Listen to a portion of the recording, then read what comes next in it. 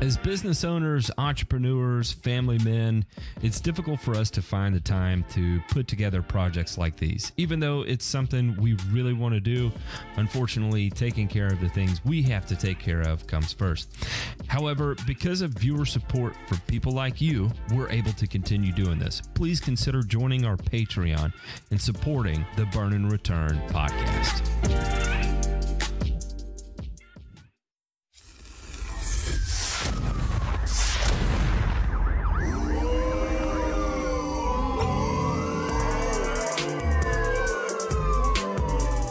You're listening to Burn and Return, a weekly 1-hour podcast covering news from the agricultural and turfgrass industries.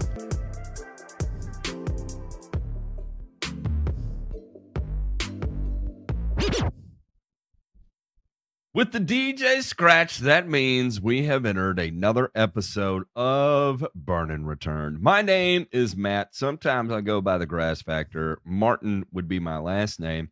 And alongside me, we have Mr. Ray Ito and Ryan DeMay. Gentlemen, how are you doing? Let me ask, have your cell phones continued to work as they should with the passing of the Chinese air balloon? I almost said hair balloon. Freudian slip there for whatever reason. I don't know why. Strange things on my mind right now. But can we change it to a Chinese hair pie? Maybe. Yes. Is that a fur ball? Yeah. Why not? Or a hairball. Or a hairball. This is getting into the well, usually you touch. Hey, yeah, well, I was going to say usually you touch the balloons before you go for the hair pie, but I don't know. Hey, sometimes you want to get down to business and scoot across, an entire continent before getting shot down over the ocean. Some people are a little bit different. As a fan of pies in general, in however they come or are delivered, I'll yes to all of them. Do you think Xi Jinping has a missile fetish? Maybe that's what this whole thing was about. Was just like, like a really long edge session, and then Saturday he just like, oh, that's it right there. Give me that AIM 9X, baby. It's just the whole thing. It is so weird to me. I don't know why it strikes me as weird. It's just weird, man. I don't know. It's strange. But I'll tell you what is not weird, and it's what we're going to be talking about in this week's headlines. It was a terrible segue. I don't even know why. That's watching the film before the game's over. The first one here, how Super Bowl. What Super Bowl is this? I gotta work on my 57. 57. I had to do my Roman numeral math there. I was like L before V. Wait, V is 5. You took Surely Latin, I'm not Roman. Subtracting. Remember? Yeah. How am I going to subtract 50 from 5? This is going to be negative Super Bowl. What would that be? Negative 43. 50. Using your order of operations. Negative 42. Negative 42 Super Bowl puts a spin on 43. Actually, I'm still fucking up the math. Put a spin on the classic grass field. The facility in Glendale, Arizona, is one of the 2 NFL sites with the capability to grow its grass playing field outside and roll it inside ahead of the games.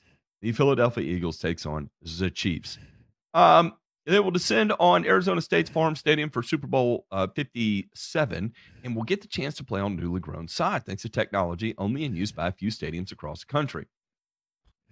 They have the ability to grow grass outside and roll it inside ahead of the games. The $1.8 billion Allegiant Stadium. How many gentlemen, have you all ever flown Allegiant before? I have not. No, I haven't. I have once, and let me tell you, that's the one flight I've ever been on where I carried a rosary and was praying the thing the entire time. I was so nervous. Was driver in the left seat on that one? Was he? Look, I wish I probably would have been a hell of a lot more comfortable as he was social justice warrioring me through the entirety of the flight. I still would have been more comfortable than how I was. With wings full of Jet A. Like, yeah. Look, fight that climate change. There's a couple things here, right? Like we have a rule. John Borden is never allowed to pick a hotel room because he has put us in some precarious hotels over the years. And the other thing too is that he's not allowed to book flights anymore after booking the Allegiant flight. Now, granted, it was like $50 to go from Knoxville to wherever we ended up. I think we were in Tampa or somewhere close to there. But Lord, man, it was just still it was nerve wracking. But sketchy. apparently, what they lack in feeling good about your flights, they make up for in stadiums, because we do have the $1.8 billion Allegiant Stadium here. All that money that was saved on flight, they sunk it into the stadium. They roll out a natural grass playing field, and it's contained in a single 40-inch deep tray measuring 234 feet wide and 403 feet long, rolling on 546 steel wheels, which rest on 13 railroad-like tracks. The field travels the 740 feet inside or outside of the stadium. State Farm Stadium uses a hybrid Bermuda grass and boasts that it was the first facility in North America to incorporate a retractable playing surface for the grass. It does so to take advantage of the maximum sunshine and nourishment in the usually warm desert sun. It's called Tahoma 31 Bermuda grass. Ooh. Shout out to Oak State. We grow this on plastic. The reason we do this is to kind of trap the roots of the grass, and it makes it stronger, not only for the players, but also for the halftime show, which sometimes could be 6,000 to 10,000 pounds for the stage. Despite the desert location, precipitation is possible year-round, with the regional seeing its heaviest rainfall during the monsoon season. So here we go. Anyway, Ryan, I know this is kind of your area here, and you have probably more experience with Tahoma 31 than anybody that I'm close with. And so, share with me here some interesting things you see about this in general, and then two, the future of these retractable field-like systems here, and what that means for the player safety is going to be the big thing I'm interested in here, because I think that's where the biggest gain is with this type of system. That I will save that part for the Burns, because there's a pretty interesting one that kind of buffers this article out. But Okay. on the Tahoma side, I would say that as we have better and better grasses, and like this year, for example, Soldier Field, where the Chicago Bears play, they had probably what was considered the worst natural grass playing surface up until this year. They always played on Kentucky bluegrass, which is fine as long as you can manage it correctly and you've got the right infrastructure in place to do so.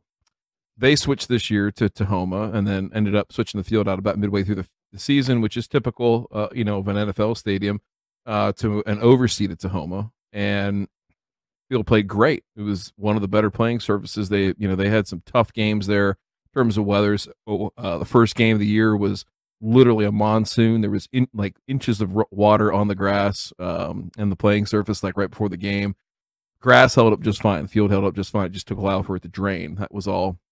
But some cold weather games, things like that. So I think what people are discovering is that from a footing standpoint, a safety standpoint, especially on this kind of stuff that's growing on plastic. So if you can imagine, like a potted plant, you pull it out of that container that you buy it at Lowe's or Home Depot or whatever, and those roots are just all bound up right there along the edges. That's what growing sod on plastic does, is it makes it really, really root dense, so that when you go roll it all up and then unroll it and then play on it 3 or 4 days later. And in this case here for the Super Bowl, they've put this field in as soon as the regular season was over. So it's had a lot of time to kind of knit together and be a good stable surface. But they're using this stuff and sodding it and playing in less than 7 days, pretty much every week of the year past like week 7, week 8 for sure. Sometimes a little bit sooner.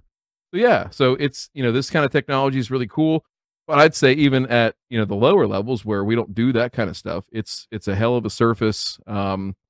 It's a hell of a thing to have into your back pocket in terms of the durability of it and everything like that. So I hate to sound like a shill, but we've used other kinds of Bermuda grass too. Iron Cutter, from Mountain View, good product there too. But we'll see what happens. I think more people are going to take notice of what they did in Chicago. This is Tahoma's first trip to the Super Bowl, so no more bullshit 419, right, Ray? That's right. No more 419. No more. Oh, my favorite legacy variety was called Sun Turf. I don't know that one. See, I think we need. Okay, that was the variety in the 1980s, and it was doing coke. It was quickly abandoned because it just couldn't hold up. It just couldn't deal. I mean, it's not hardy, and I'm guessing that between nematodes and take-all patch, I don't know of any sun turf lawns in Hawaii anymore, because in another time, Home Depot and Lowe's were selling pieces of sun turf sod so that people could break it up into plugs and plug that into their lawns, but I don't know of any sun turf lawns in existence. Likewise, I don't know of many 419 or Tiftdorf lawns here either. Ray, have you ever seen the movie? Have you ever seen the movie Billy Madison? Yes, I have. I think we need to do a segment. You remember Steve Buscemi's character, where he's the guy that ends up shooting Carl at the end or whatever? I think we should do a whole segment of list of grasses that you want to kill, and just make them go away forever. We'll even let Matt. We'll put centipede on there for Matt, just as a whole species, right? Put centipede on there. Yes. But then you know what? Between Matt and I, we would have a grass in common that we think shouldn't exist. Oh boy. Aside from centipede. Okay, what is it? Xeon zoysia. Yes. Oh. Yes. I was worried about where you were going with that, Ray. I was like, wait, one that we agree on? Yeah. Xeon. I'm with you there. Yeah. In fact, Matt, as a quick aside, I have a customer where after having a Xeon zoysia lawn for the past 5 years, he's having to redo his grade and do some reconfigurations in his landscape. And this guy is going to be installing a Tahoma 31 lawn in place of his Xeon. I was going to say, I feel sorry for him that he had to go through the pain that is Xeon zoysia, but honestly, I don't, because I don't know. Part of actually, I feel nothing. We did quite I did quite well with it, but he had points where he had to ask me, hey, when is this going to start looking okay again, because I've had to do scalps on it. I found out that it couldn't tolerate certain herbicides, and the only way to even live with Xeon is basically California rates of cutlass. I had to keep it on California rates of cutlass. I was just going to get into the bathtub and cut my wrist and just bleed it out and let someone else take it. Man. It's my management strategy. Yeah. Oh, man, no. I don't know if I'm allowed to say that on air. JP, can you go ahead and postpartum bleep that? Thank you. I think that'll work. They'll forgive me for that. 100 million people are at risk right now. At risk for what?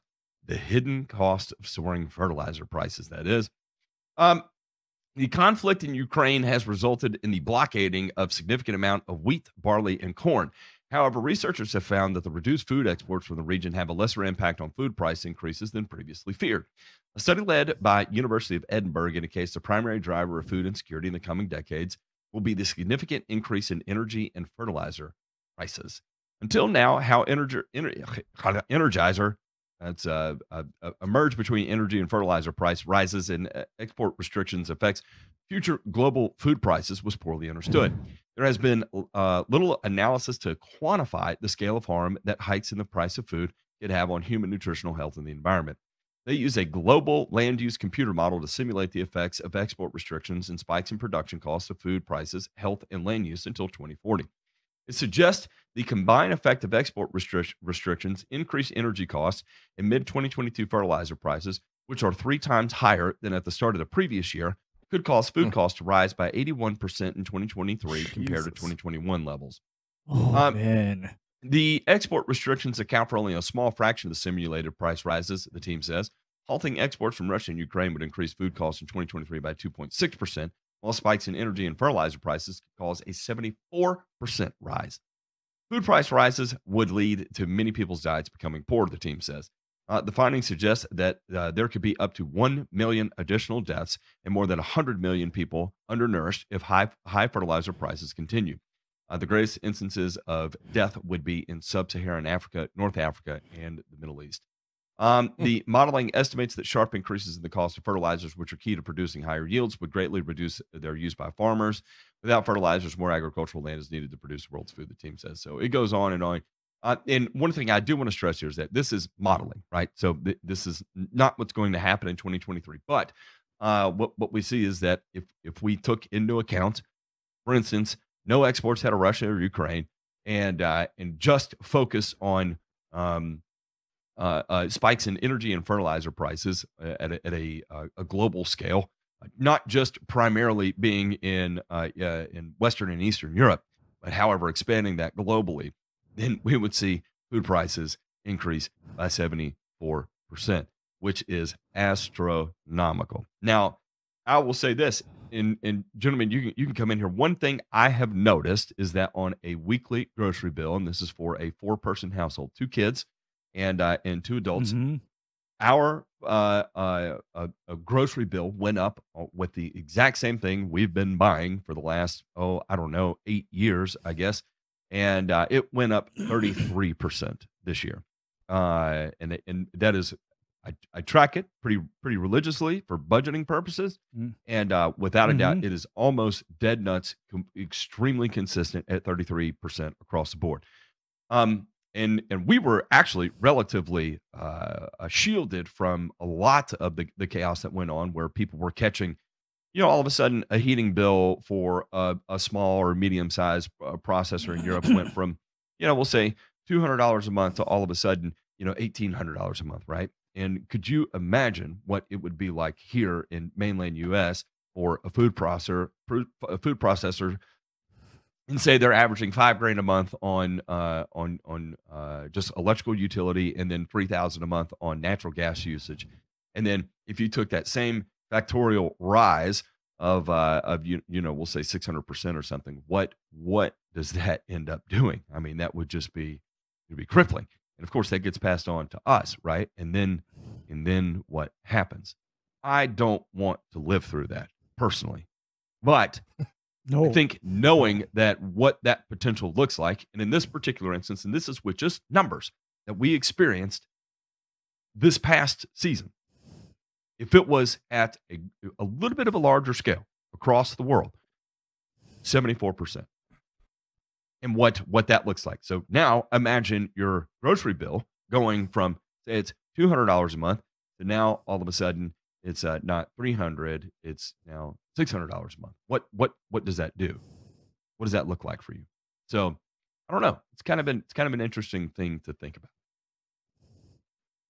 Yeah, I think the thing that doesn't take into account, right, is this is taking into account what we know, what we've learned over the last year, but nobody, I don't think this told us anything other than quantified a little bit better that we didn't already know.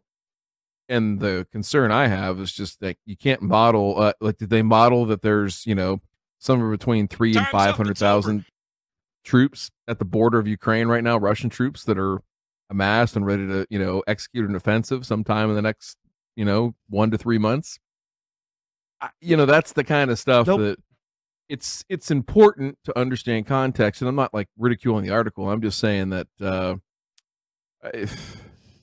they're right. The energy prices, the fertilizer prices are going to continue to drive so much of what goes on. And people that are bitching, I don't even think they realize the problem. And I don't know how you get that through to people. I don't know what the answer is in terms of, it's not really something that we can onshore a lot of this type of, manufacturing or raw material mining or any of that kind of stuff. So it's going to have to become, sort of, I think, a little bit more creative in the technology space of, what can we do? Can we, they're talking about having more land to grow, the same amount of food essentially here in the article, but is that really practical, right, here in the States?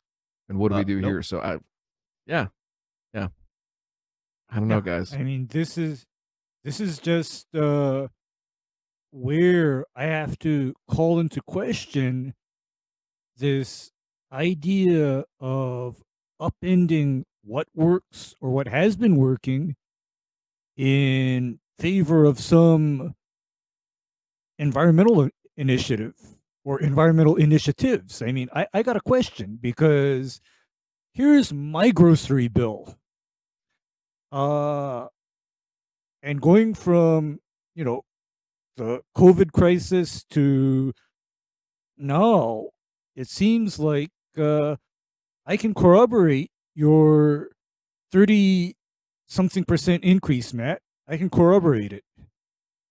And the whole thing about this increased grocery bill is I gotta figure that into my electric bill doubling and my natural gas bill doubling on top of that. I mean, it is literally double. See, mine is and no, mine doubled, and of course, that is because I am in one of those states where people's lives be damned. It's more important to be environmentally correct because did you all know that a electric plant got knocked offline on our island strictly for environmental purposes because it was a coal burning plant. Just for that. And this is in the face of us going through these, issues. And you know what, guys? I gotta know, what is it gonna be like electricity wise come about, I want to say April or May, because do you know what happens to our electrical needs come April or May when it's hitting 90 degrees? Yeah, big demand, huge demand. Yeah. So and thankfully that we're going to get rid of gas stoves, and that's gonna offset a lot of this, and then we won't have anything to worry about. But who does have something to worry about? The Lake George Park Commission. Oh, those sons of bitches. No! I know Gwendolyn Craig here is just absolutely melting down inside. That once more she has to write about it because Lake George has not given up on attempting for chemical treatment for Eurasian water MILF oil. And as a person who is married to an Asian who's older than he is, I got to say I'm a giant fan of MILF oil, but I do understand the need of Asian MILF oil. But I do understand the need for herbicide applications in this type of scenario. The Lake George Park Commission is applying to the Adirondack Park Agency and State Department of Environmental Conservation to use Procella Core EC on heavy infestations of the invasive species on the eastern shore of Blair's Bay in Hague and Sheep Meadow Bay near Hewlett's Landing. It is the same permit the Park Commission applied for and was granted last year.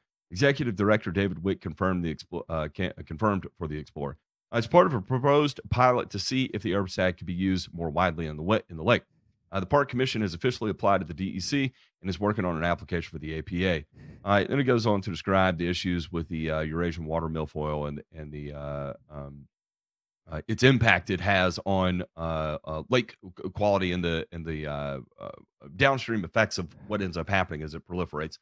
The LGA, Waterkeeper, and thousands of concerned citizens expressed great concern last year that the Park Commission was proposing the first ever use of a chemical herbicide in the lake without full understanding of the potential consequences to the lake's water quality and the ecosystems. And many people use the lake as a drinking water source, the Lake Association said. So it goes on to talk more and more about it. Like I said, they were cleared to be able to do this for the first time.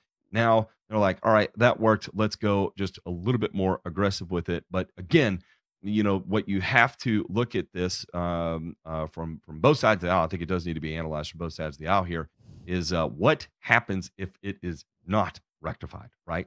And I think one of the things that is non-deniable that our biologist friends have been able to put together is the effect of not treating this becomes a major issue. And so again, I understand the apprehension. However, and I'm going to use the word science in this instance, that the body of evidence that we have gathered up to this point, not just from this particular scenario, but applications of this particular herbicide for this particular issue across the United States is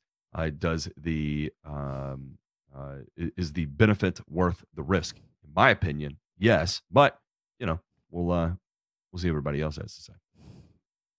I just here's my thing, and I know this is a microcosm of it, and we've talked about these folks before, in the pearl clutching they've done and everything like that. But this is an invasive pest, right? In a habitat in a ecosystem like this, and I don't understand the sanctimonious bullshit. I really don't.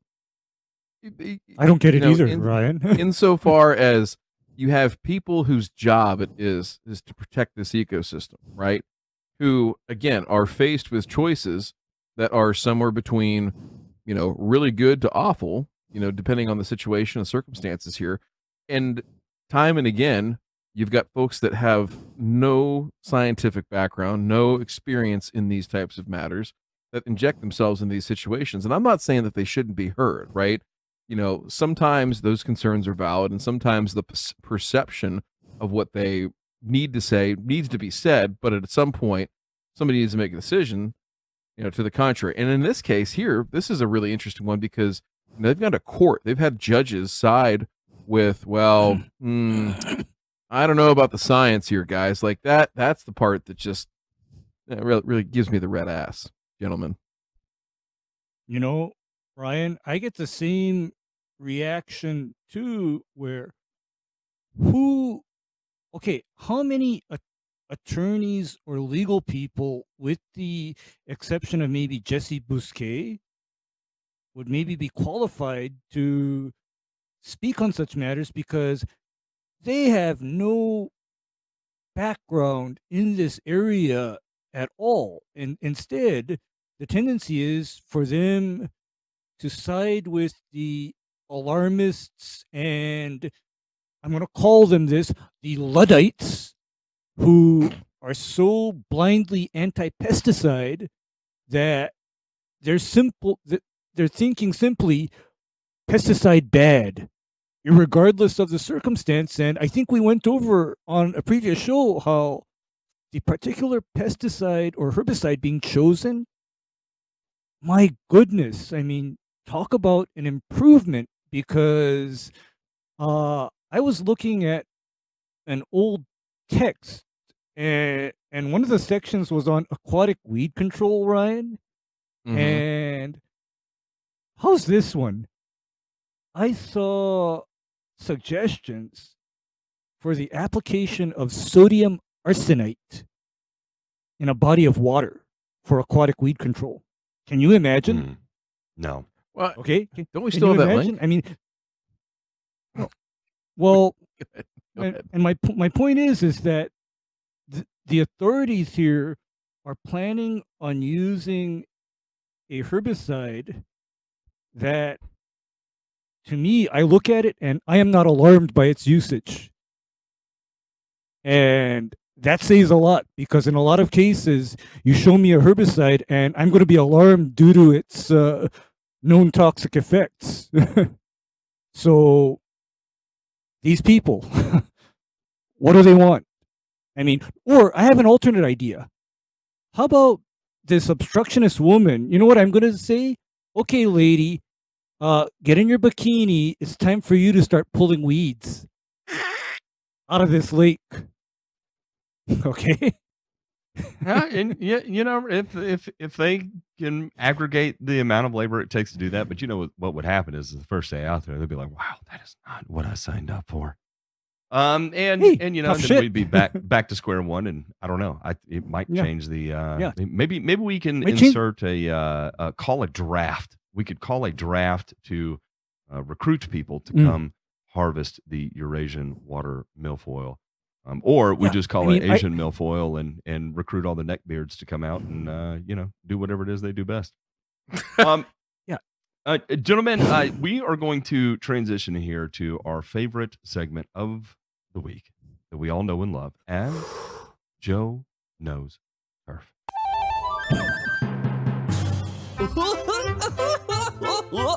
Joe Knows Turf. Hi, I'm Joe. I'm gonna give you a bunch of accurate turf facts today because Joe knows turf. Yes, indeed, he does. And DeMay, I'm sure on today's segment that you have something that we can all benefit from. Oh, absolutely. So I want to start this segment by addressing a few things. Number one is that this is not to pick on people. You know, we've gotten some feedback that we're picking on people, and you know what? We'll crack some jokes, we'll bust some balls, but the whole point is here to use people's mistakes, bad advice, or poor performance to showcase a better way. I look at this much like a film session, Matt. After a hard-fought victory or loss, you know, you gotta be a little critical in those, and so that's what we're here to do. And you know, there's that, and then the other part is that you know we name this after Joe because we love him, we respect him, and the other thing is that Joe is you know pretty dense in the sense that like it's gonna take a lot to change his mind, and we're gonna hear from somebody who I think is a lot in that same vein, that it's gonna take a lot to change your mind. So this is actually from an interaction that I had. Now, listen, I have a confession to make, gentlemen.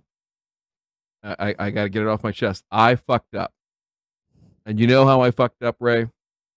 I saw a post on one of these internet Facebook groups, lawn care groups, and 99.9% of the time I just scroll right past them because I don't want to jump in. Right. I didn't. I jumped in. Ooh, know Ryan, what you're why? going through when that happens, DeMay. I know it. And I'm going to tell you what, I felt Matt forgive Martin you. on my shoulder, and I heard Matt Martin on my shoulder every time. I was like, you know what? I'm just going to stop right here. And then I had Matt Martin on my shoulder sitting there saying, you better go fucking get him. You better pound this out, you goddamn keyboard warrior. You are a fucking champion, all right? Get in there and fucking do it. That's what Matt Martin was sitting on my shoulder saying the whole time. Yes. If you're going to have an internet argument, you better goddamn well win. Excuses. No fucking excuses. So let's go ahead and roll this and let's see what we got. So Jay Pink has taken these screenshots that I've provided, and we've blacked out the gentleman's name. I do not want him to be doxxed. You know, I would just say that this is in a Facebook group that is local to me-ish. And so Oh, dear. the question began that somebody was having mole problems in their yard or a yard of somebody that they knew, and they wanted to help them out. And so quickly the topic settled on grubs, right, and grub control. So my friend Keith here, and I say my friend, he's not really my friend, but, you know, whatever. It's a figure of speech. So Keith, Just be more basically, facetious.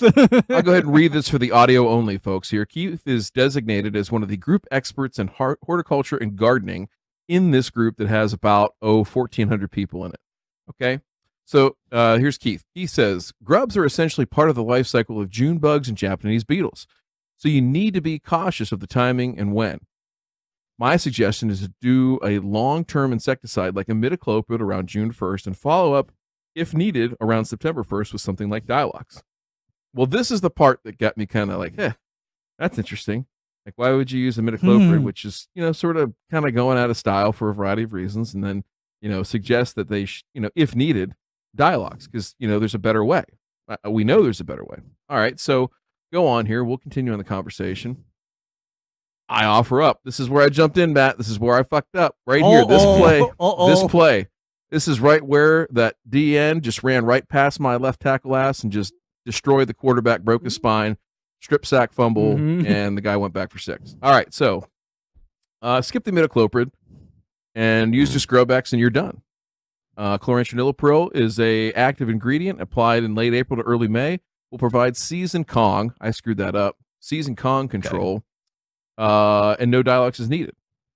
Dilox, Ray, for those of you scoring at home, is not something that I would recommend homeowners use if they don't have to for any specific reason, right? Because it is an organophosphate. Yes. It is pretty darn harsh, and the use cases in which you would use it and have it be effective in terms of watering in it immediately, having the right, dealing with, if you have a lot of thatch and getting it through that thatch zone, all that kind of stuff.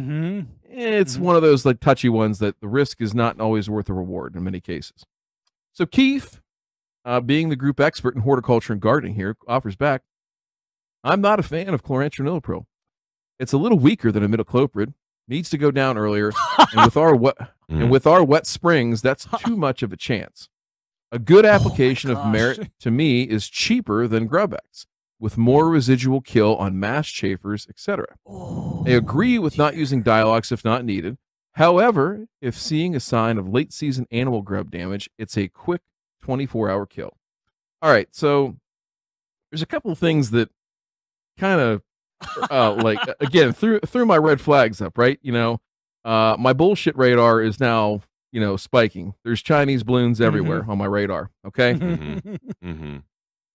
In terms of, it's a little weaker than imidacloprid, as if, you know, we're trying to find out what our 1 rep max is on, you know, fucking grub insecticides. That's not the way this works. Okay.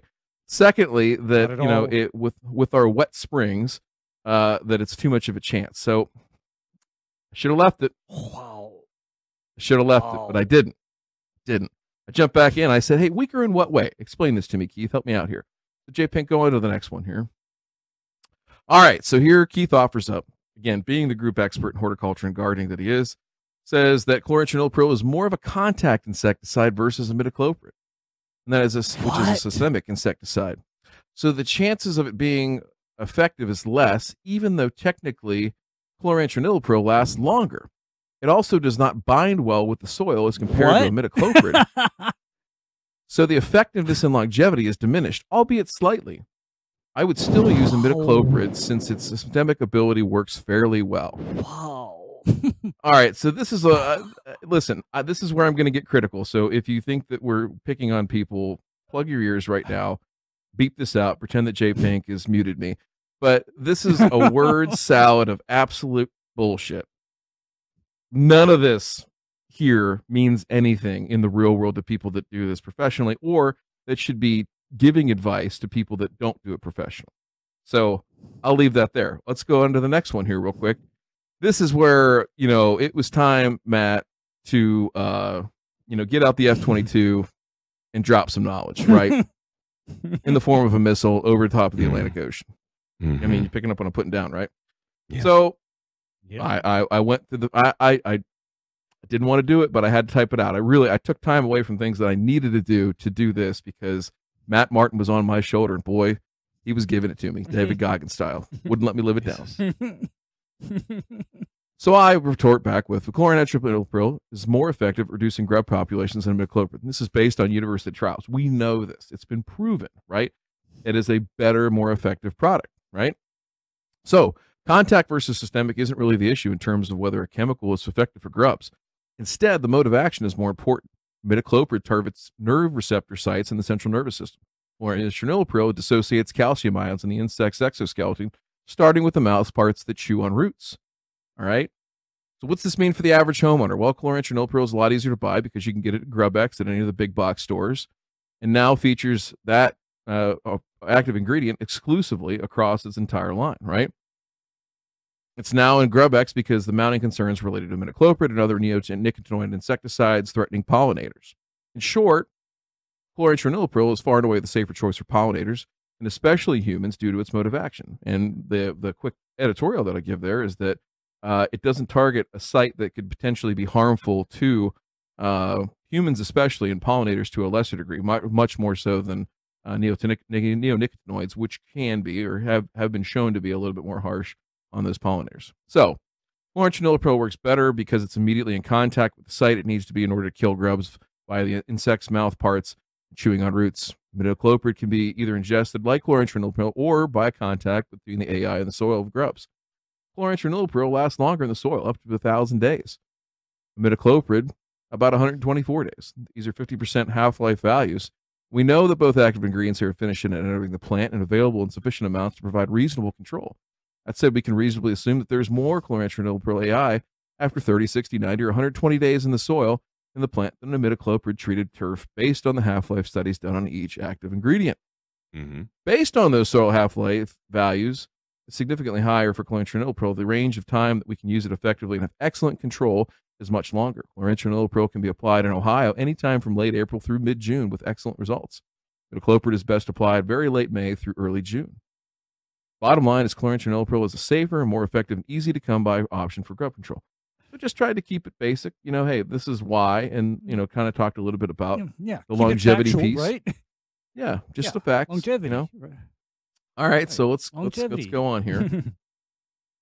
All right, so this is where Keith decides it's time to flex a little bit. Oh God. Keith says, coming from the greenhouse side of things and having an applicator's license, I still will take imidacloprid. Systemics over contacts has always worked better for me. Also, nicotinoids, not neonicotinoids, nicotinoids have a bad rap because timing is critical for pollinator response. I also prefer commercial products to residential as they will be homeowner friendly.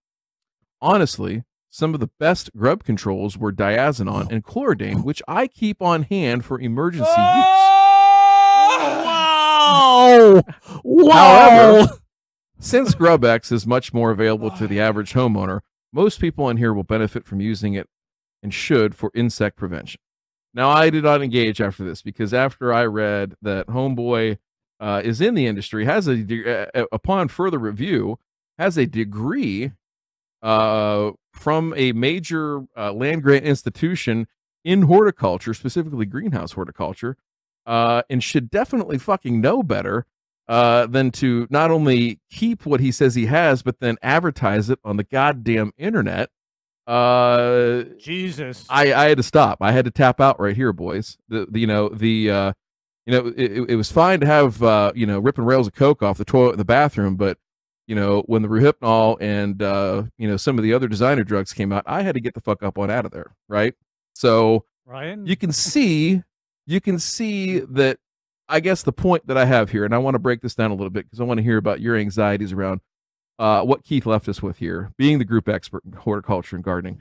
But to really quickly highlight a few things. Number one is that we're about to be in grub control season. So Joe does know turf. Joe even knows that you just put GrubX down and you forget about it. It's pretty simple. You don't need to go and think about it much harder than that. If you want to use GrubX or if you want to use Acelepryn, right, you can use the same thing because, Time's right, up, it's over. time's up, it is over for grubs if you put Acelepryn down. We know this to be very effective, highly effective. We'll throw a link up in the show notes. A great study out of Oklahoma State some years ago, probably back in 2008, 2009, that shows the effectiveness of even late applications, because that was one of the knocks on Acelepryn or chlorantranilipril for a long time, is that, hey, if you put this stuff out too late, you might not get the same control. And Oklahoma State set out to prove that or disprove that. And actually what they found was pretty interesting, even late applications of it doing really, really well. So all that being said, please don't use chloridane. Please don't use Dialox if you absolutely don't have to. And leave the imidacloprid alone because it's just kind of time has passed it by. There are better options out there that are just as good, if not better. We know they're better. So, gentlemen, if not better. I just want to ask, Matt, you talk a lot about this, and Ray to a lesser extent. How are people allowed to disseminate such poor information and then have other people accept it? What is wrong with people? That's my question.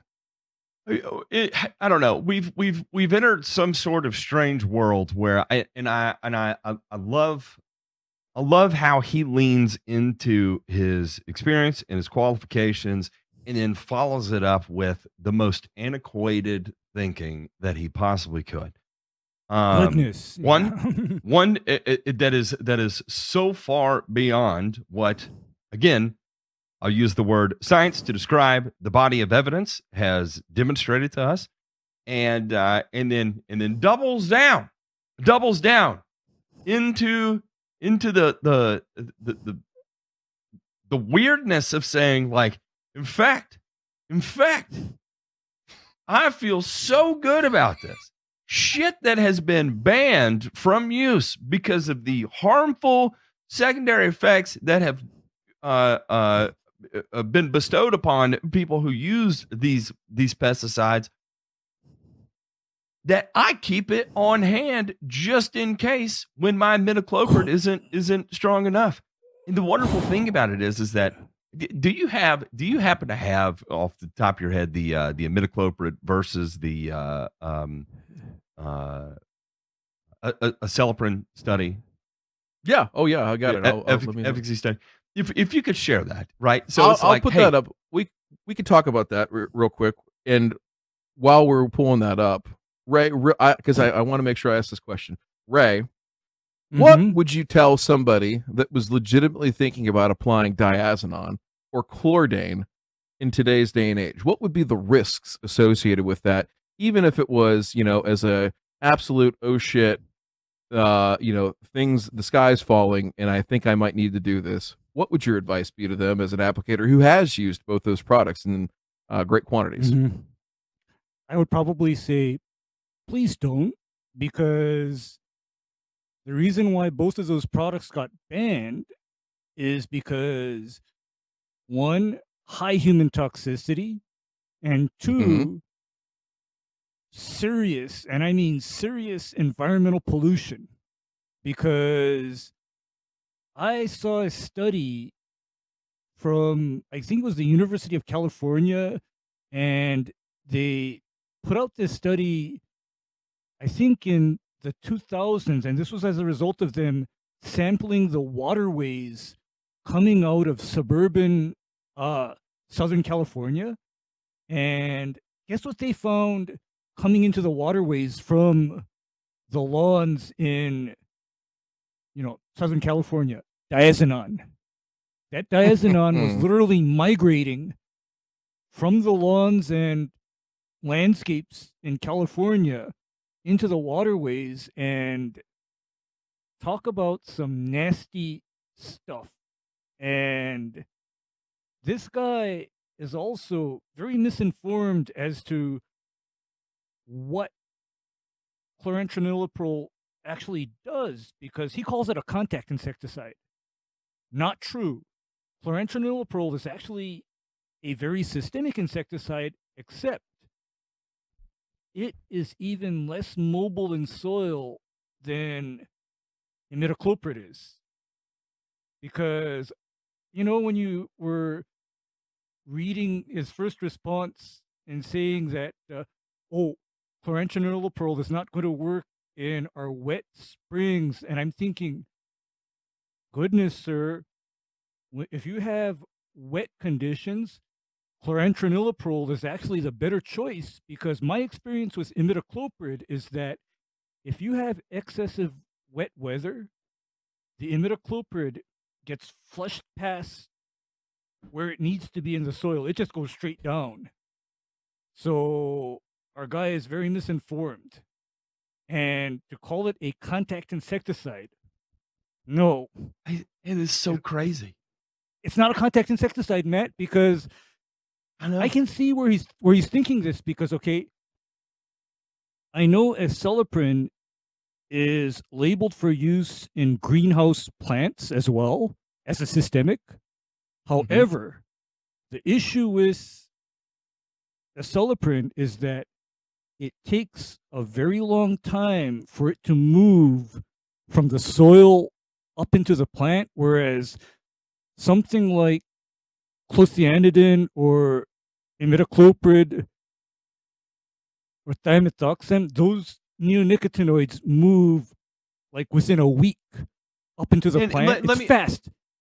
Let me ask you this, Tomei. This group in which you're having this conversation, is this a professional horticulture group?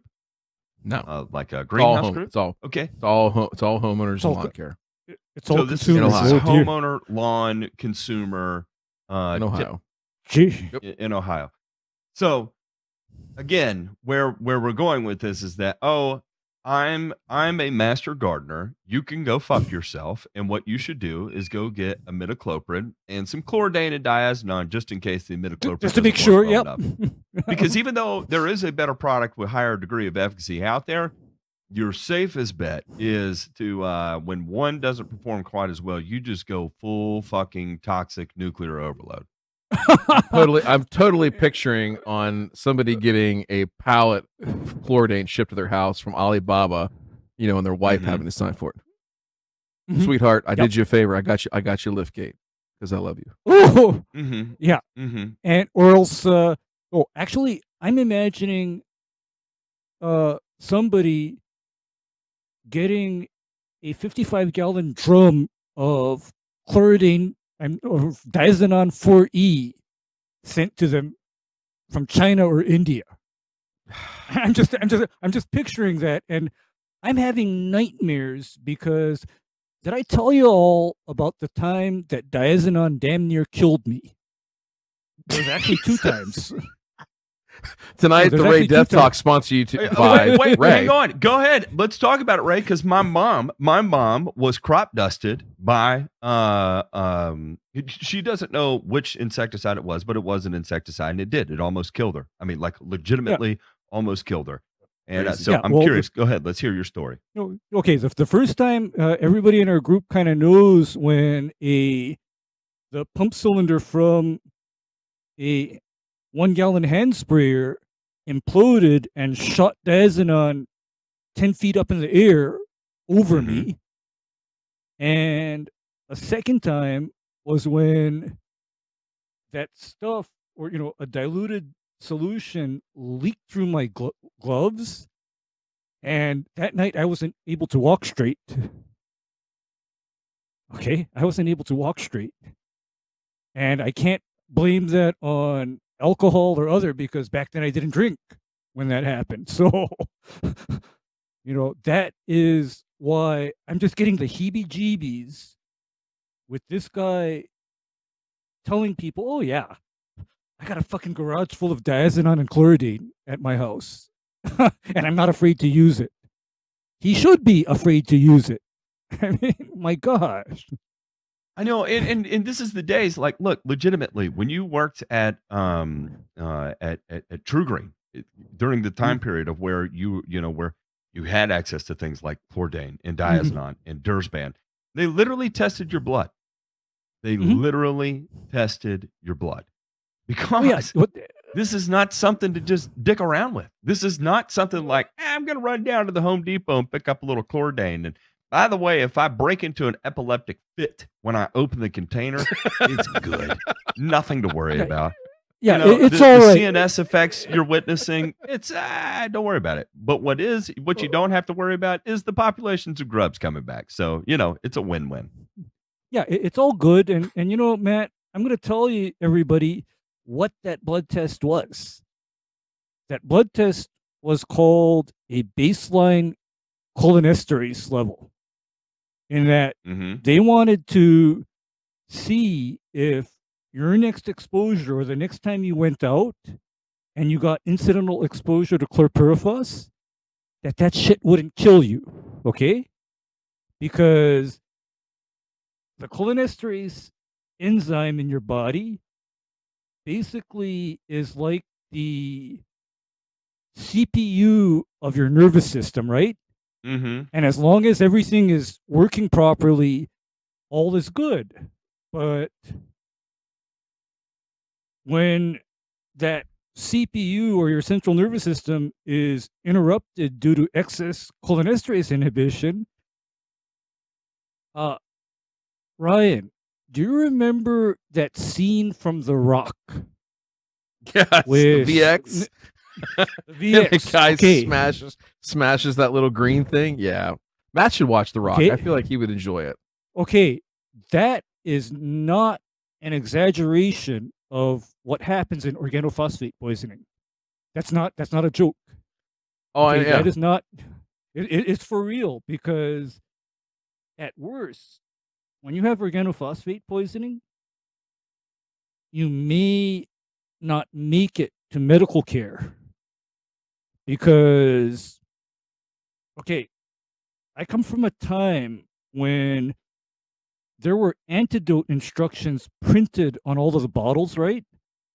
And like this one that kind of like put me, on notice, is that a lot of the stuff used to contain instructions for the doctor to intravenously administer atropine at 1 milligram IV, and that is to literally buy time, because atropine is the specific physiological antagonist to cholinesterase inhibition. So it buys you time until your cholinesterase regenerates. So you may be in the hospital with an atropine IV for up to a week. And that's Yeah, if let's- it doesn't kill you. if it doesn't Interesting kill ways you. to die with right take a now. look Let's at let's the talk about graph. let's talk about grub death, and let's look at this study from Oklahoma State, because I Yeah. do think this is important. So a very basic study here, gentlemen. Efficacy study with grub counts. So basically, April 24th was their early treatment on the acelepryn, and then July 18th was the late treatment. I don't know if we've got a date on the merit application, but anyway, so they measured these 9 square foot plots on October 9th, right? And basically just counted up the mean number of grubs per square yard, which is 9 square feet, obviously. So, all this to be said, right? The early treatments here on the acelepryn, which are interesting in Oklahoma, they had more success with late treatments on acelepryn as opposed to early. Now, a lot of the data here, both the grade data that you don't necessarily see, that's not published, right? That these companies do every single year at universities around the country, just to validate what they're seeing and make sure that things stay the way they should, right? Notice any trends that might be outside the mean, perhaps, have shown that the early treatments here in the Midwest, anyway, have been just as effective as the late ones. So this is a little bit of an anomaly, but I still think it's important to look at, the percent reduction over the untreated check, right? So that's what we're really looking at here. That late treatment on the low rate, right? So this is the low rate, which would be on the acelepryn liquid. That's going to be the 8 fluid ounce per acre rate. And you're seeing 85% reduction in grubs. And I think the other thing that needs to really be understood here, gentlemen, and our audience, is that any type of grub control that you put out, the goal is not to kill all the grubs. We've talked about this before, right? There is a certain number of grubs, usually 9 to 10, that will cause commercially damaging, effects on turf, right? So the goal is to merely reduce the population such that we keep it below that threshold, right? And as far below as we possibly can. That's why we're looking at percent reduction.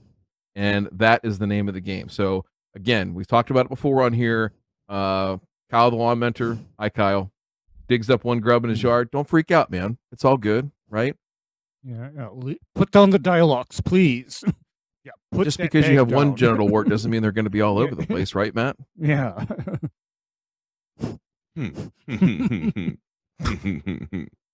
Shave and use the ointment. You'll be fine. All right, gentlemen, that's our Joe Knows Turf segment for this week. Let's thank Keith for being an expert in gardening and horticulture. He sure showed it. And Keith, I am picking on you. I just want to make that clear. And we'll just carry this right on to this week's Burns.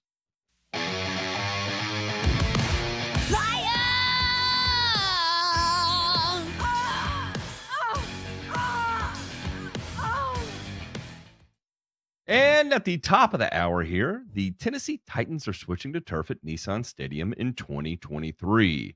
Dating back to the early years of Nissan Stadium, the Titans explored a number of solutions to improve the natural playing surface. Nashville exists in a transition climate zone, which makes growing a consistent grass surface throughout the entire NFL season nearly impossible. In more recent years, after player-coach concerns, an increase in injuries, and persistent issues with the undependable surface, the Titans amped up their research with data to determine the best and safest plan moving forward. Looking at statistics from the 2018 to 21 seasons, Nissan Stadium had lower extremity injuries than each of the monofilament synthetic turfs in the league. The conclusion, putting in a new cutting-edge field turf that will be installed in time for the 2023 season. The project, replacing the grass with monofilament matrix helix turf with organic infill, will provide players with a consistent playing experience year-round. This fall, Nissan Stadium will become the first NFL stadium with the technology of a synthetic turf system that incorporates organic infill. Ultimately, we've landed on the decision, based on the data, to transition to a monofilament surface with an organic infill that mimics the natural feel of grass while getting the consistency and durability of field turf. The new playing field at Nissan Stadium will be similar to the surface and infill that is currently used inside the team's indoor practice facility at Ascension St. Thomas Sports Park, and also used in other practice facilities across the NFL. Organic infill retains moisture better than rubber infill to mimic the feel and performance of natural gas, while the matrix helix design of the turf limits the infill splash upon contact. Mike Vrabel said the response from the players since the surface was installed prior to last season has been positive. There's nothing more important than the health and safety of our players. We've had a lot of issues with the grass at Nissan Stadium after a certain part of the season, and it's hard to grow grass. It gets slick. We put down new turf, and we try and put new sod down, and it's slick. You see guys slipping. Those are real things that I've witnessed over my time here. Our grass surface is not at the level of some of the other grass surfaces across the NFL. At the beginning of the year, summer, training camp, early season, I can see it becoming very consistent. But as the season wears on and the weather changes, there's a noticeable difference in the performance of the field. We added this product inside the bubble, and the response has been very positive, very favorable to that surface, to the new technology that continues to come out. Just witnessing our practices inside and how they feel and how they respond on that product, we're excited to be able to add this product to our stadium. Then it goes on where they're talking about the what the decisions or the variables they took into consideration to make this decision, as well as a little bit more of the science behind the product that they ended up going with. So interesting stuff here. Interesting decision from Nissan Stadium. Gentlemen, have y'all managed to see any of this either in demo or feel it, anything of the sort up to this point? Oh yeah, the organic infill system on a monofilament. Yeah, there's a field here in Columbus, as a matter of fact, that is that same type of setup. Not the exact same yarn or the plastic fibers that goes into it, but same exact system. And yeah, it feels pretty good underfoot. So I can see why they say that. I think what's interesting here is, with the push to go natural from the players, and then this response from a team is I don't know. I feel like it's a little bit of a kind of a fuck you to the players in a certain way. I think also too that what Coach Vrabel talks about here with the surface becoming a little bit more slippery, in his words, right, as the season wears on. The thing is that kind of irks me about this whole thing is that I don't know this to be a fact. I just know how it goes in other places, right? That maybe this decision was made long ago, and I don't want to say that things were sabotaged or anything like that, but I'd wonder if the folks there, the folks that take care of the field, the grounds crew, had all the available tools, infrastructure, time, support, resources, all those types of things to grow a great natural grass field there at Nissan Stadium in Nashville. The weather's no different really in Kansas City.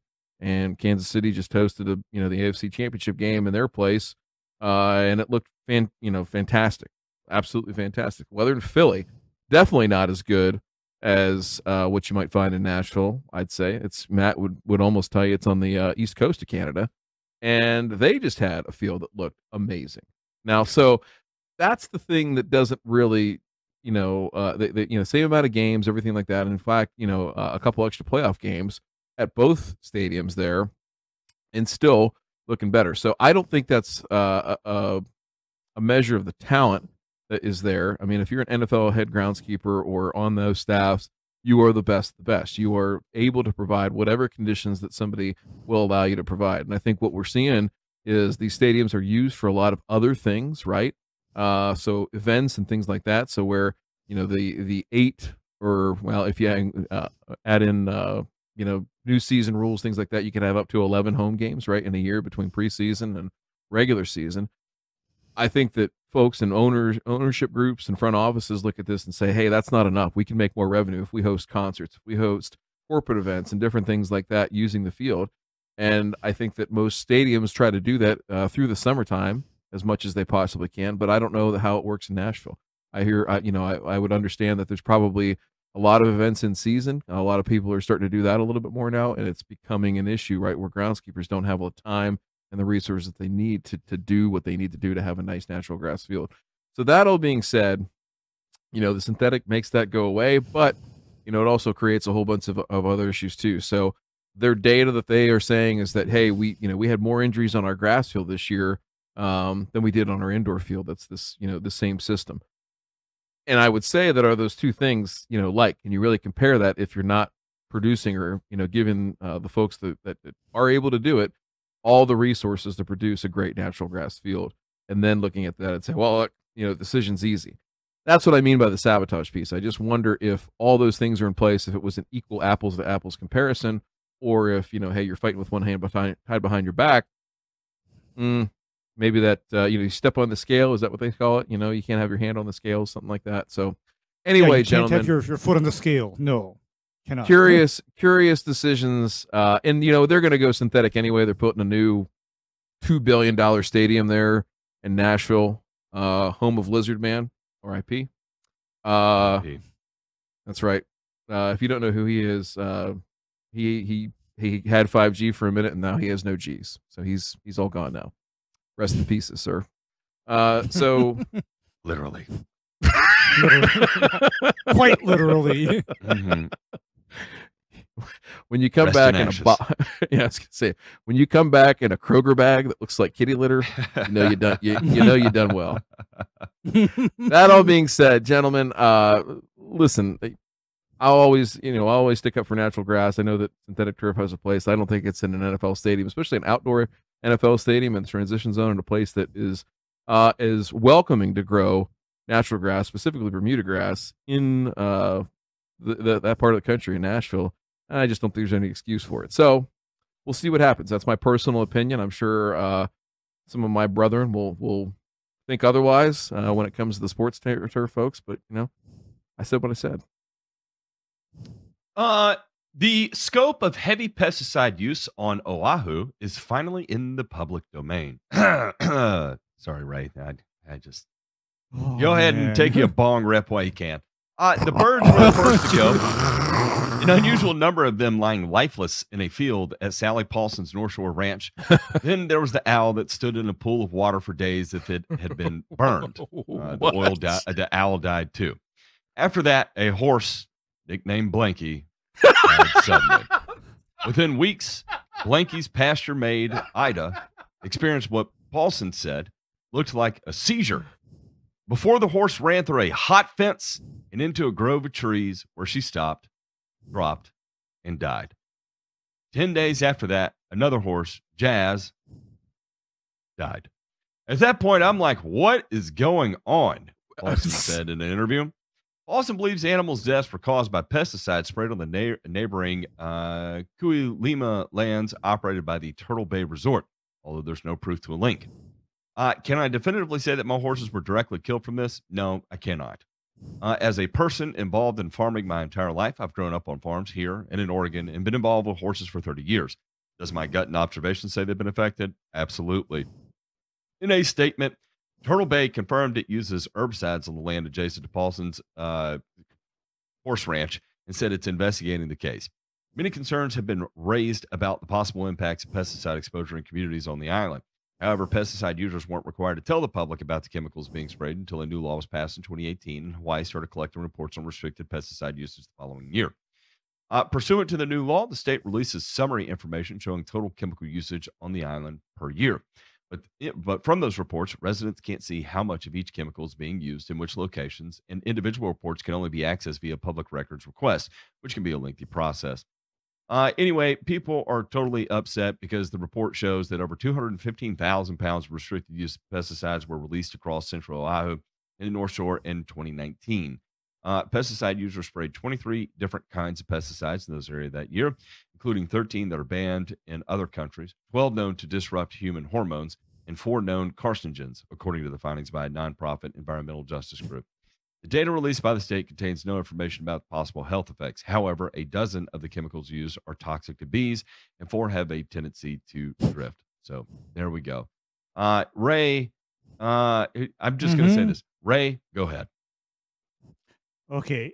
Most of these pesticides are in the form of soil fumigants that, environmental group, you won. Because most of those soil fumigants were used on land that was dedicated to pineapple production. But thanks to all of the protests and calls to manage, control, and regulate the agricultural industry, guess what the pineapple producers did? They said, hell with this, we're going to move to Brazil, where we don't have to listen to this crap every single day. Because I do know that in times past, the pineapple producers used to use a fumigant called 1,3-dichloropropene. And what that is that's a liquid that weighs approximately, I want to say 10 or 11 pounds per gallon. And application rate of this is approximately 25 gallons per acre. So that accounts for most of the weight. Everything else that these people call restricted use includes pyrethroids, which are literally applied in the amount of grams per acre, not pounds, and a certain amount of neonicotinoid insecticides. But again, those are all applied at extremely low rates per acre. So guess what, activists? You guys all won because there's no more pineapple production in Hawaii. Good job. So now what are we going to do for income and the economy? Okay, now what are we going to do? I mean, well, I don't know. Blankie's not going to be running the Kentucky Derby. That's all I know. Yeah, and I gotta add one more thing in that. Sorry, you Mr. know what Hands, this you're, woman? You're down a man. No, you know what this woman sounds like? Ultimate alcoholics. She sounds like a lady that is hardcore organic. However, you know when a horse owner is hardcore organic, their horses are susceptible to poisoning by poisonous plants growing in their paddocks that they're not controlling with herbicides. Because you know the running blindly into a fence in convulsions and then dropping dead? You know what that sounds like to me, Matt? Oh man, I That can say sounds something like so poison- bad right now. No, that sounds like poisoning from a species of poisonous plant that is extremely common on Oahu. It's called creeping indigo. And creeping indigo infests pastures and grazed areas. I'm very familiar with it. And I often get calls from landowners with horses to literally come in and treat their pastures and paddocks to control this creeping indigo weed. Because if a horse eats this weed, the horse will probably die. And die a very gruesome death. But again, Jeez. I'm suspecting that this lady, she is so hardcore organic and anti-chemical that she doesn't even think about what's growing in her pastures. She just wants to point fingers at the Turtle Bay Resort Corporation and say, oh, they sprayed herbicides, so that's why my horse died. No, lady, maybe your horse died because you won't spray herbicides. Think about that. Because Go ahead. one of the most important jobs that I have is I go in and I treat grazed areas for toxic and harmful weeds. That's one of the things I do. It's And- you know, go ahead, Demay. Give me a balanced approach because I, It just listen. First of all, the writer of this story, like, it was clearly moved by, like, they needed to set the scene in a very, very Mhm. graphic way, and a weird way to start off an article like that. So there's that point that just kind of threw me off. How much of this, like, how much of these articles, or how many of these articles do we read where, listen, something bad happened and I can't prove definitively that it was, the pesticide or this or that caused it, but I have a strong suspicion, and we're writing it and putting it in media like that. I just Let me Again. give you all some background on the Civil Beat. The Civil Beat is a media organization in Hawaii that is extremely anti-corporate. Extremely. There you go. Okay, that's their agenda, is that they are anti-corporate and, for lack of a better word, pro-collectivism. I just think that it's one of those things where you read these articles and you wonder, is it to incite change, right? So that, people look at this and are, whether they're politicians or regulatory folks or whatever, to, oh man, we should really take a hard look at that. I think that's part of what the impetus for writing these articles is. But I also think too, it's nothing more than to be inflammatory and edgy about a topic that's easy to be inflammatory and edgy about. And there's no other purpose than that, right? It's clickbait essentially, or people that are going to lap it up and read it and be like, that's it. I told you, see, they're killing Blanky now. Those motherfuckers. They're killing horses, they're killing horses and they're killing birds. It's the owl standing in the like. I'm picturing this owl that's just got to be tripped out on acid, like sounds like an album cover or something like that. And by the way, do you know what the most common read this again source of poisoning for predatory birds is? Most common source of poisoning for predatory birds are rat baits. Secondary poisoning from rat poisons, which, by the way, are even used by consumers and various people. Because, hey, I have a little sad story in that last year, I had a cat that used to come in from the neighborhood and visit me every single morning to be fed. He was a neighborhood cat, and he was a very friendly cat. However, one day my neighbor called me and he said, Hey, Ray, you know that cat that you used to feed every day?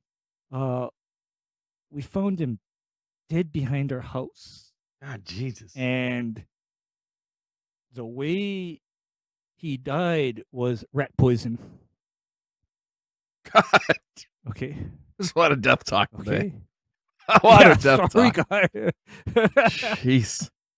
I'm just going to say that this lady, you see, she is so anti-pesticide, and specifically, she's going to blame anybody that sprays anything on everything that goes wrong. She doesn't look at what is the actual cause. Because, you know what? Maybe I do need to take an investigative trip, as Mike Shelley says, and go look at her land. And if I find creeping indigo, you know what I'm going to tell her? Shut the fuck up, bitch. Okay? Shut up.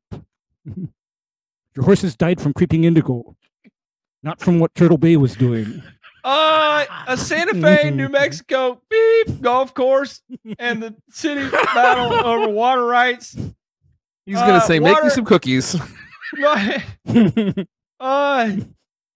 Water use issues and how they affect golf courses, locations like California, Arizona, Nevada, Colorado have been making news for years.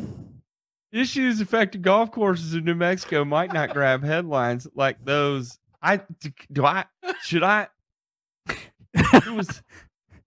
Well, listen, it's an interesting article there. I'll summarize it. So, Santa Fe. I was just gonna go back and never mind. You're gonna restart the whole thing? No, summarize it, please do. Because no. I'm thinking about Blanky wallowing in the hot fence or whatever he ran into. By the way, what is a hot fence? Is that an electric fence? Electrified? They're calling a hot fence? That's electrified. That's electrified, Matt. That's electrified. Real quick, I do have to read this line back. Spasming. Okay, go ahead. I got to read this back real quick. 1 second. Right here. The second sentence. Then there was the owl who stood in a pool of water for days as if it had been burned. The owl died too. Mm. Like I said, the owl, clearly we should have done a post-mortem spinal tap to see just how much acid it took. But we didn't do that because bodies are destroyed. All right. Anyway, Santa Fe. So 1959, this golf course needs water, right? And they go to the city there and they say, hey, we want to use your effluent water, right? Your partially treated gray water, brackish water, whatever you want to call it, right? So the city says, yeah, you can use all you want. The only deal is, though, you have to open up your course. It's a private course. You have to let non-members who live in the city limits play here. And so they said, yeah, sure, no problem. So fast forward, for like the last 25 years, the city's come back and be like, dudes, this is not working anymore. We can't just give you this water and, charge you what we're charging you for it. We need it for other things. It's important because we're running out of water here. So the golf course has pushed back and basically said, hey, listen, we got a deal in place. Like you're not going back on this. And now they're in court fighting each other for it. And it's getting pretty ugly. So we'll monitor that situation. But I think really what it does, it highlights, the much larger issue that we continue to talk about out west, which is just that the water rights thing, specifically for turf, is, I think, going to be a massive, massive deal here coming up. In not that it hasn't been for the last 20 plus years, but in the next 5 or so years, you're going to see some real dramatic shifts. You're already seeing it with home lawns in different states out there, non-functional turf areas, quote unquote. And I just think if you're out there right now and you're in the treatment business, our friend Zach out there in Utah, I worry about folks out there like that. And it might be something where you need to kind of pivot your business a little bit, not completely away from turf because it's not going to go away altogether. But I think that it's time to start thinking about that. If you're out west, what you're doing and how you're doing it. So anyway, let's go ahead and move right along here. And we had a brush fire. Oh, wait, sorry. A moment of silence for Blinky. Well, for Blanky and also for our show, because if we don't beat that out, we're definitely getting fucking canceled. We might have to FAFO on that one. There was why not? Fire crews have been battling a brush fire that has reached approximately 38.5 acres. A lawnmower struck a piece of metal. And if anybody has ever seen what happens when you take a blade and, run a blade across metal, typically it's going to spark pretty hard. And, well, apparently this one got real hot, sparked real hard. And I don't know what the temperature was, but it was high enough to ignite whatever a brush fire that ended up ensuing. That's a big ass fire. So anyway, they're working on it. They're trying to get it under control, but 38.5 acres. It was 90% contained as of February 2nd. So I'd say we're out now, but again, 38.5 acres over a lawnmower hitting a piece of metal. That is, yeah, I was going to say the literal burn. That's why we put it in there. I mean, it really was a fire. No sheds were harmed during the making of this 38-acre fire. I mean, I know. Fortunate. Sorry. Well, I mean, if you're part of the big shed lobby, like one of our patrons, Jacob, he's a big shed guy. Hates to see a shed go up in flames. I'm telling you, the moment you try it, you'll all feel better about it. Let's check out this week's returns. All it takes is once, and then you fall in love with it. It's invigorating. It does. I mean, it scratches you in the part of your toxic masculine psyche that there's something so satisfying about it. Remember when Ray was talking on the pre-show that you need to exercise your prostate 21 times a month, keep it healthy? I think that shed fire counts for all 21 times that month. Yes. I can say without a doubt that I ruined many laundry baskets clothes after that, just thinking about it. Remember, use cold water so you don't get a stick. Just, man, let it. Maybe a cold shower. But then eventually you come back to room temperature and it just starts all over again. I'm just saying, man. Don't knock it till you try it. Set something on fire one day. A big structure. Contaminated cannabis. State warns of pesticide use in some Vermont pot. A contaminated cannabis advisory, as Vermont regulators recall a batch of pesticide-coated pot. Pesticide-coated pot. Our Calvin Cutler looks at how tainted product got into circulation, what it means for Vermont's fledgling cannabis industry. Last week, a Vermonter went to Vermont's Cannabis Control Board reporting headaches and nausea. Lab tests showed the pot grown by Derby-based Holland Cannabis sold in 5 retail locations contained the pesticide called Eagle 20. It's approved in Vermont for certain products like apples and grapes, but it's not approved for cannabis. So regulators pulled the cannabis from the shelves and put out a health advisory. I reached out to Holland's legal team, but have not yet heard back by the time this study was published. Cannabis goes through an already lengthy regulatory process. Dave Silberman is the co-founder of Florida Cannabis, a retail store in Middlebury. He says before any cannabis touches his store shelves, he asks for certificates of analysis from a licensed lab looking for pathogens and pesticides. We can honestly say to our customers, this is tested, safe, and quality assured. You know what you're getting. Without that, why are we here? State law mandates a sample of every strain sold needs to be tested before it leaves the growing facility. And once more, after processing, the cannabis also needs to pass a product registration process, checks on labels, and health warnings. Pepper says not all the products were fully registered. Had they made it through the process, they would have never made it onto the shelves.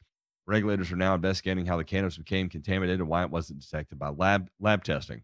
Despite a slower than anticipated rollout of the adult use marketplace, this is its first hiccup. I think this situation will hopefully expedite the ability of us to get that. Talking about the state needs to be controlled of the testing facility instead of relying on private labs. Anyway, the contaminated cannabis will now be quarantined and destroyed, blah, blah, blah, blah, blah. And they say here, symptoms of pesticide can include rash, headache, abdominal pain, vomiting, nosebleeds, which I'm not going to lie. Look, I'm one of the few people left in America. Well, it might be everybody on here. I don't know. I don't know what y'all do in y'all's off time, but I am not a cannabis user. And so,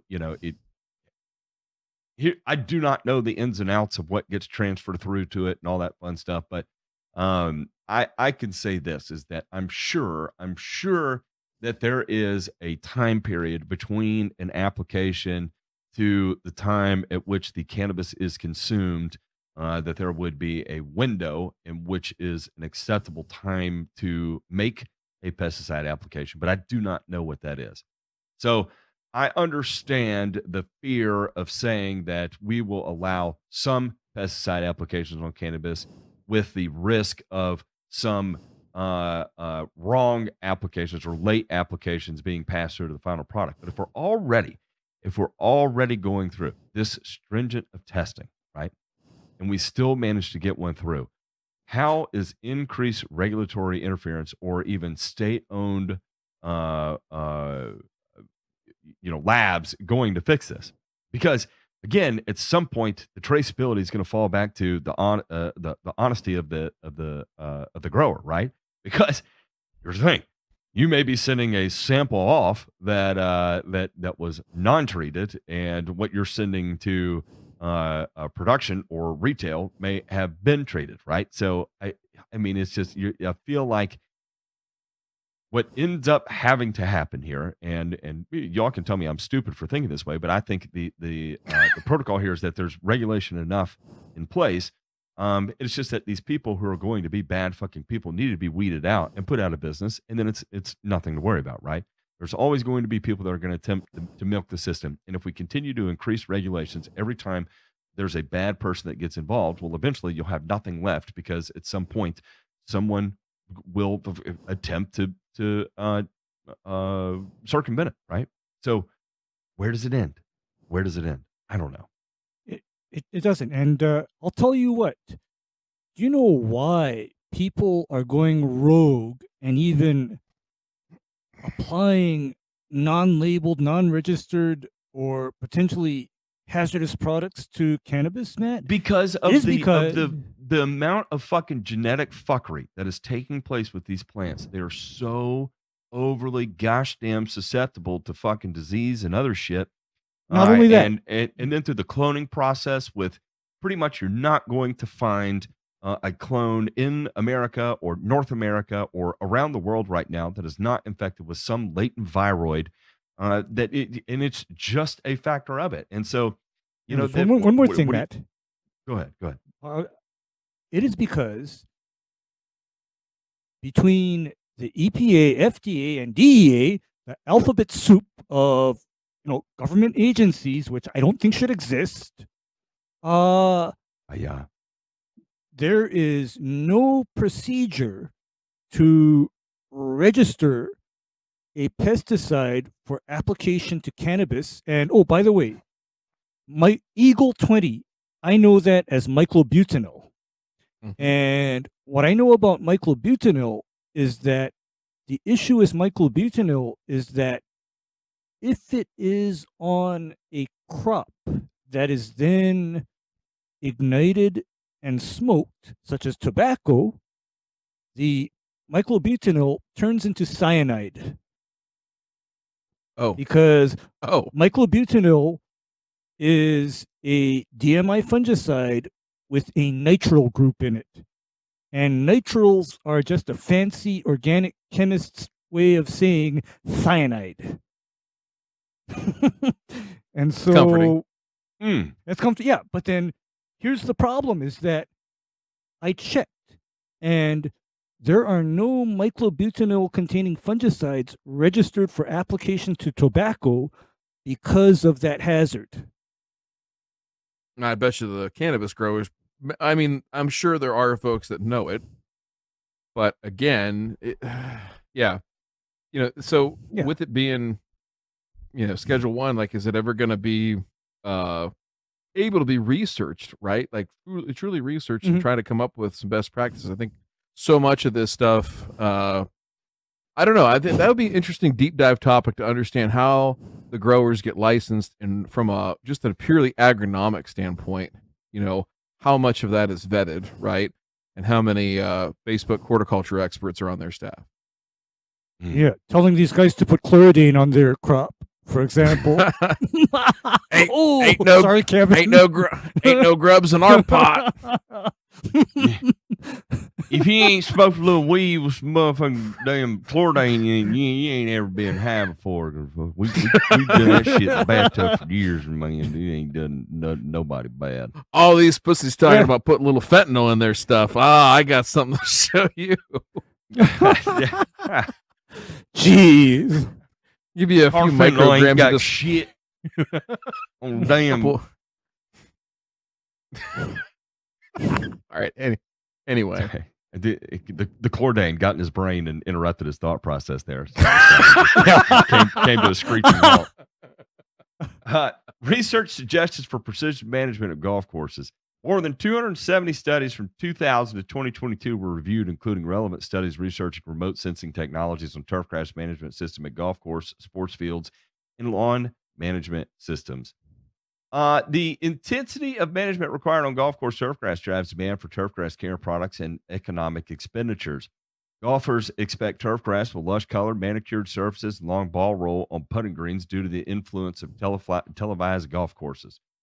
Golf courses are primarily located in urban areas, competing for water with other urban uses, and can be viewed as a luxury, making them an easy target for restrictions. Precision turfgrass management, defined as precise field applications to target irrigation, fertilizer, pesticide, or cultural applications to meet turfgrass function and aesthetic goals, offers a possibility to increase the resiliency of golf course turfgrass. It goes on to talk about water, then it goes on to talk about nitrogen, then it goes on to talk about disease and insects and the effect that has on it. And maintaining consistent playability and aesthetics is a goal of PTM. Again, PTM is Precision Turfgrass Management, by using georeference sensors and geographic information systems, GIS, to increase micromanagement of resources for efficient irrigation, fertilizer, and pesticide applications, right? So, again, we're talking about precision applications here, whether they be water, pesticides, or fertilizers, right? And the idea here is that, if we can become more precise about either timing or area, rates, then ultimately we end up having a greater overall effect with less needed to achieve that. So again, 270 studies were selected for review. So I guess this would be a meta-analysis, as they say, and included studies conducted on plot scale experiments, operational golf courses, and in labs. The results basically. Go ahead. Time's up. It's I was going over. to see. I knew that was coming up, so I was going to summarize it. There's a lot more other stuff in here, but I think throw that picture back up, J Ping, and let's talk about this real quick. I just wanted to have a discussion with you, gentlemen. It's a good article to read. It's a very long article. There's no need to read it all. I would encourage the folks that are listening. We'll throw a link up in the show notes. Make sure you take a look at this. It's pretty interesting what's already been done, but really, I'll kind of highlight a few things here, and then we can have a quick discussion about it. But so they're talking about, what issues need to be investigated, and they start off with irrigation, and kind of looking at what do we need to research, and then what is the maturation of that research, like what's the finished product that we should get, right? So like with irrigation, for example, developing models for irrigation applications for soil moisture sensors or other remote sensing devices, automate data collection and processing, right? So right now, you have to go out there and look at your yard. You got to pull a core with a soil probe. You have to use a TDR, a moisture sensor.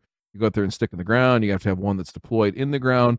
And from all that, you have to collect all that data and do something with it and figure it out. So what they talk about here with at a mature state of precision turf management, they're using weather station data, soil sensors, and other thermal imaging data for pest, growing degree day modeling, and for specific irrigation applications.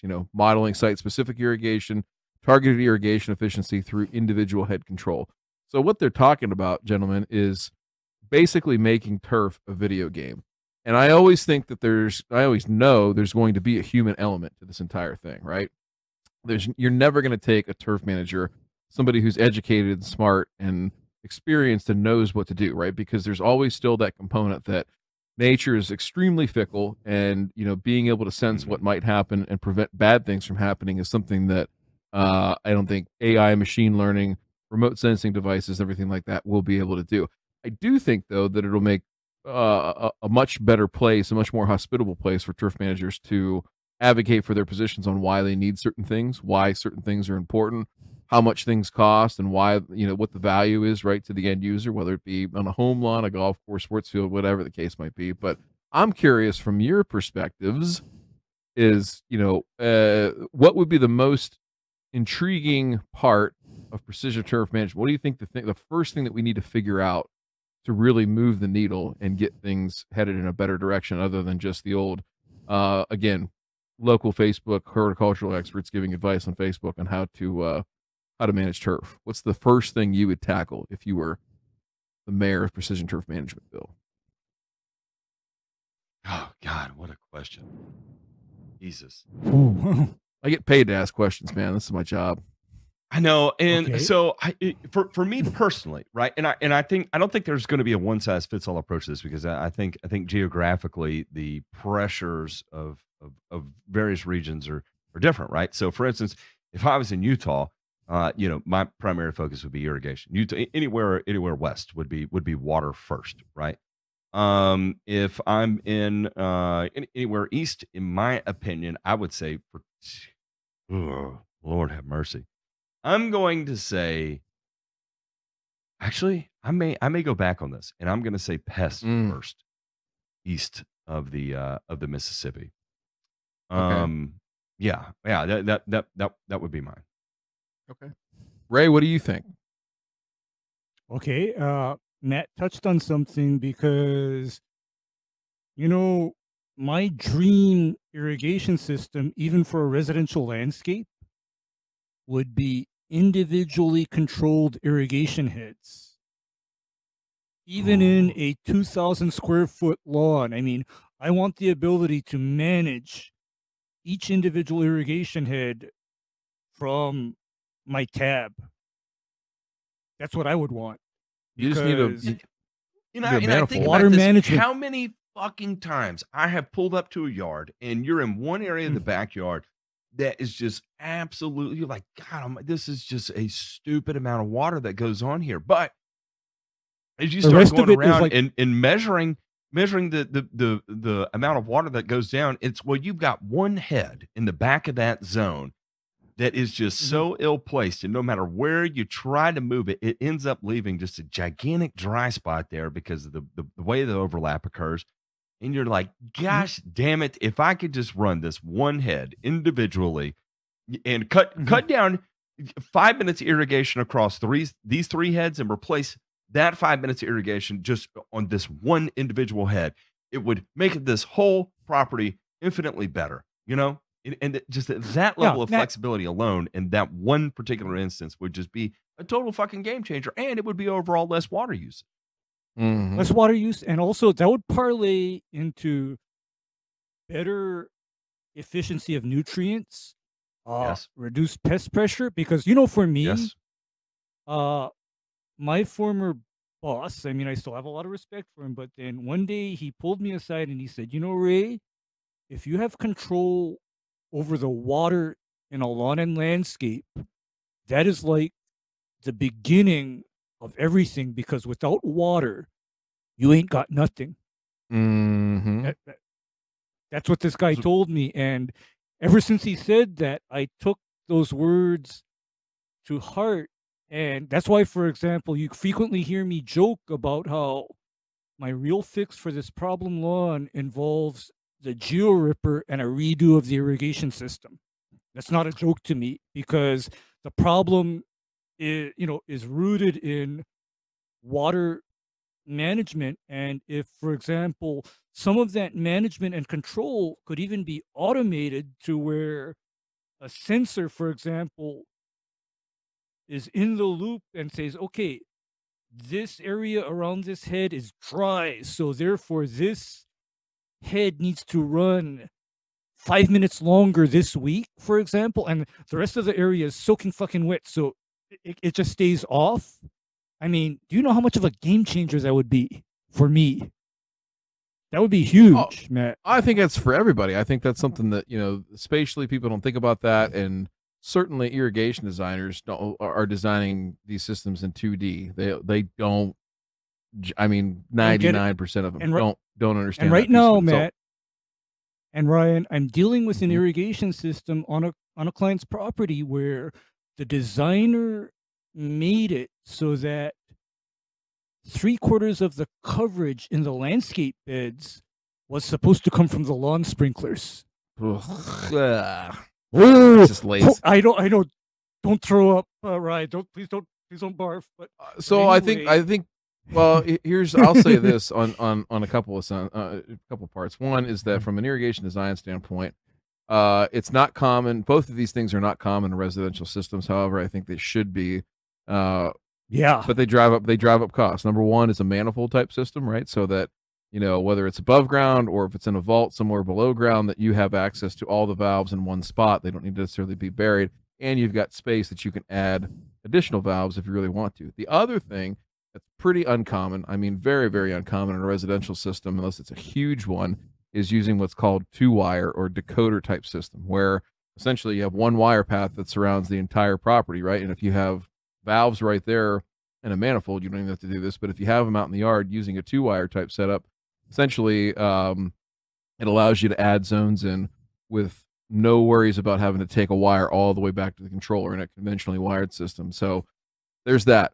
The precision turf management thing, though, I think it's something that we should keep talking about. I think there's so much that we're on the verge of right there, and I think that there's a lot of ways, and it sounds dumb, but I'm sure people will listen to this and be like, man, who the fuck cares about some remote sensing stuff if I'm in a lawn care situation?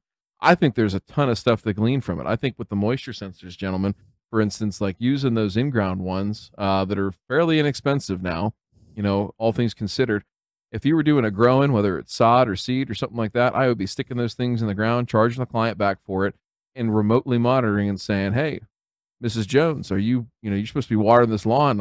I'm looking at this and I can tell that you're not, right? What's going on out there? Or, hey, you've got, we're backing off. We need to get down to 2 run times a day instead of 3 or whatever the case might be.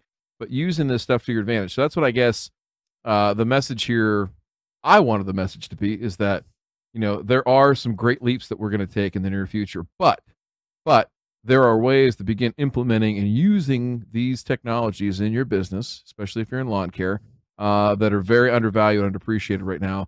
and there needs to be more of it. There absolutely needs to be more of it. Dip your toe in the pool, find out what it's at. Dip your toe in that puddle that the owl stood in for days before it died, and then just don't die. Yeah. I mean, and as far as the sensors go,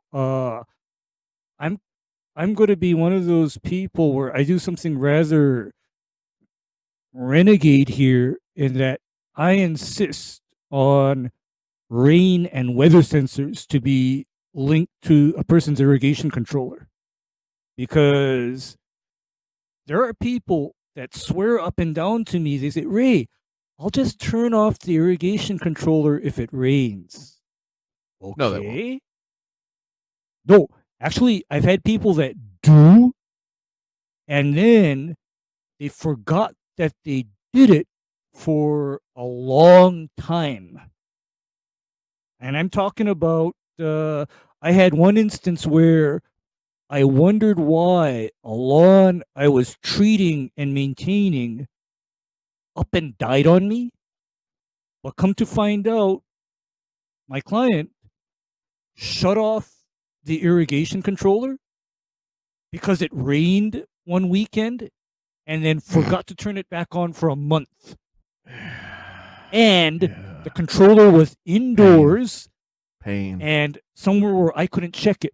And this person shut it off and forgot about it. And that is where, for me, whether the controller is in their house or stuck on their shed wall or something, I don't care. I want a rain sensor on it to eliminate or reduce the likelihood of that human error.